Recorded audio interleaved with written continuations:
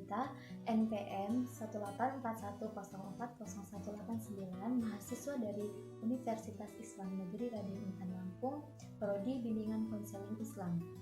Di sini video ini dibuat guna memenuhi tugas mata kuliah konseling pendidikan yang diampu oleh Ibu Siti Zahra Bulantika MPD.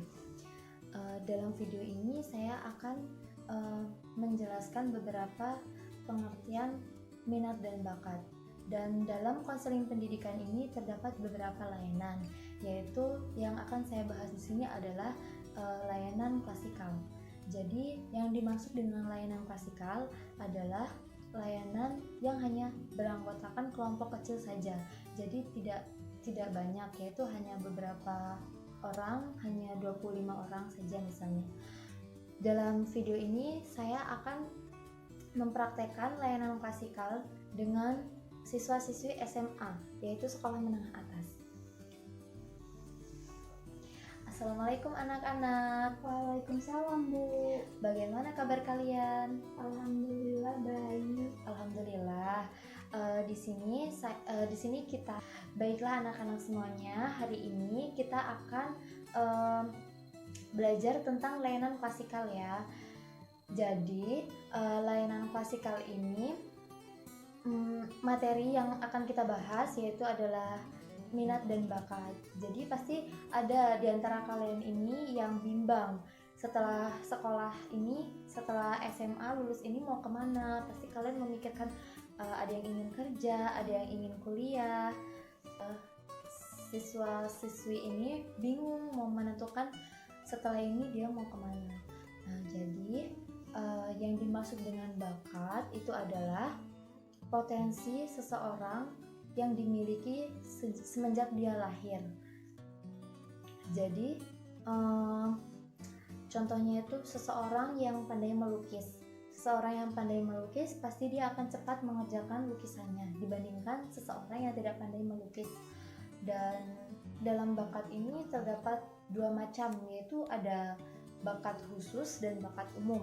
Jadi yang dimaksud dengan bakat khusus itu kemampuan potensi yang tidak dimiliki oleh semua orang. Jadi hanya seseorang saja. Dan selanjutnya itu ada bakat umum. Bakat umum ini kemampuan yang berupa potensi dasar yang bersifat umum, dan artinya itu setiap orang memiliki. Selanjutnya ada minat. Jadi minat ini merupakan keinginan atau dorongan dalam diri seseorang pada objek tertentu. Contohnya itu seperti minat terhadap pelajaran olahraga atau juga hobi. Minat memiliki sifat pribadi ya. Jadi tiap orang tuh memiliki minat yang dapat saja berbeda dengan minat orang lain.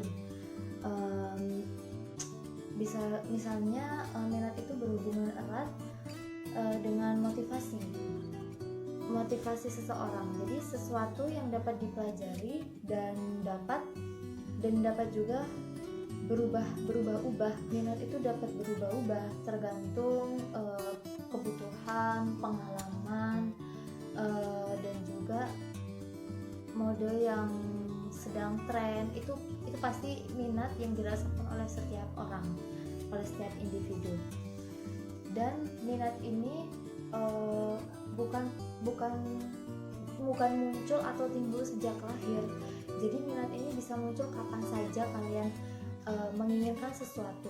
Itu adalah minat dalam diri seseorang. Baiklah semuanya, itu adalah penjelasan tentang bakat dan minat. Selanjutnya apa ada yang ingin dipertanyakan? Bu, apakah bakat itu penting? Oke, baik Rika. Jadi Rika, bakat itu penting karena bakat itu baiklah. Jadi bakat itu sangat mendasar. Jadi bakat itu penting ya, karena kita bisa menentukan sejak sekarang agar lebih fokus dan lebih efektif untuk merancang masa depan. Menentukan sekolah di mana, jurusan apa, dan mata pelajaran apa yang perlu diprioritaskan. Selanjutnya kita akan bisa menentukan akan ke universitas mana, ke fakultas apa, kuliah di mana. Jadi bukanlah sukses itu harus direncanakan. Jadi kita bisa merencanakan semua itu dari sekarang. Bagaimana Rika? Apakah sudah paham? Paham Bu. Oh jadi bakat itu penting ya Bu? Iya, jadi bakat itu sangat penting. Oke, selanjutnya anak-anak, apakah ada yang ingin dipertanyakan lagi? Bu tadi kan bakat itu penting. Jadi bagaimana cara kita mengenali bakat seseorang? Oh oke. Jadi cara mengenali bakat seseorang itu ada 3 metode. Yang pertama ada metode eksplorasi, yaitu metode dengan cara coba-coba atau eksperimen. Selanjutnya ada metode observasi, yaitu dengan cara diteliti dan dicermati. Selanjutnya yang ketiga ada metode deteksi, metode tes DMI, yaitu dengan memindai kesepuluhan jari ke 10 sidik jari. Jadi setahu saya cara untuk mengenali bakat seseorang itu ada 3 cara, itu tadi seperti tadi. Bagaimana Rika? Apakah sudah paham? Ya Bu, sudah. Jadi mengenali bakat dan minat sejak usia dini itu sangat membantu usaha kita untuk meneliti karir. Jadi sehingga kelak karir yang kita jalani benar-benar sesuai dengan bakat dan minat kita. Dengan demikian kita bisa menikmati karir dengan nikmat tanpa tekanan, karena yang kita rencanakan dan yang kita laksanakan dan yang kita kembangkan itu semuanya sesuai dengan minat yang ada dalam diri kita. Jadi mungkin cukup sekian video layanan klasikal tentang minat dan bakat ini. Terima kasih.